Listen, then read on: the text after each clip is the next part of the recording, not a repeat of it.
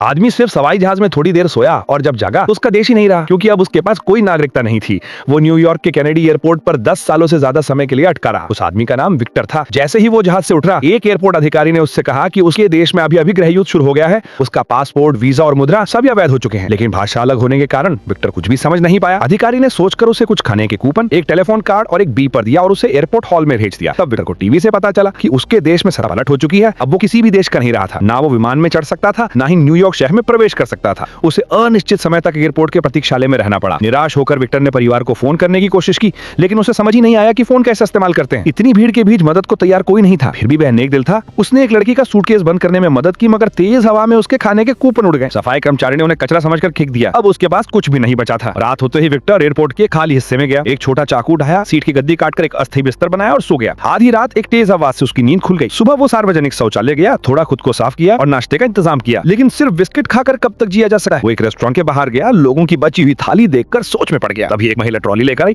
Trolley लौटाने पर 25 Saint मिलते थे। विक्टर को तरीका समझ आया और उसने भी एयरपोर्ट में छोड़ी गई ट्रॉलियां इकट्ठा कर वापस करना शुरू किया। जल्द ही उसने अपना पहला पैसा कमाया। उसने उन सिक्कों से बढ़िया खाना खरीदा और पेट भर कर खाया। फिर उसने बाहर निकलने की प्रक्रिया करने की कोशिश की, लेकिन बिना देश के पासपोर्ट नहीं मिलता और पासपोर्ट के बिना बाहर नहीं जा सकता। वो रोज कोशिश करता, लेकिन हर बार वीजा अधिकारी कामोरा उसे रोक देता। एयरपोर्ट की जिंदगी में ढलने के लिए विक्टर ने अंग्रेजी सीखना शुरू किया। उसने एक अंग्रेजी और एक अपनी भाषा की किताब ली और अनुवाद करते हुए एक एक वाक्य सीखा। समय के साथ वो टीवी पर न्यूज के सबटाइटल समझने लगा। वो रोज भी जमा पहनकर एयरपोर्ट में घूमता था, जिसे देखकर एयरपोर्ट मैनेजर परेशान हो गया। उसे प्रमोशन के लिए निरीक्षण देना था और विक्टर अब उसकी नजर में समस्या बन गया था। मैनेजर ने विक्टर को बुलाया और कहा, आज दोपहर 12 बजे गार्ड बदलेंगे, 5 मिनट तक दरवाजे पर गार्ड नहीं होगा। अगर तुम बाहर जाना चाहो तो उस समय जा सकते हो। ऊपर से ये मदद जैसा लग रहा था, लेकिन वास्तव में ये जाल था। अगर विक्टर बाहर जाता तो पुलिस तुरंत उसे पकड़कर इमिग्रेशन विभाग में भेज देती। विक्टर ने कैमरे की तरफ देखा और सब समझ गया।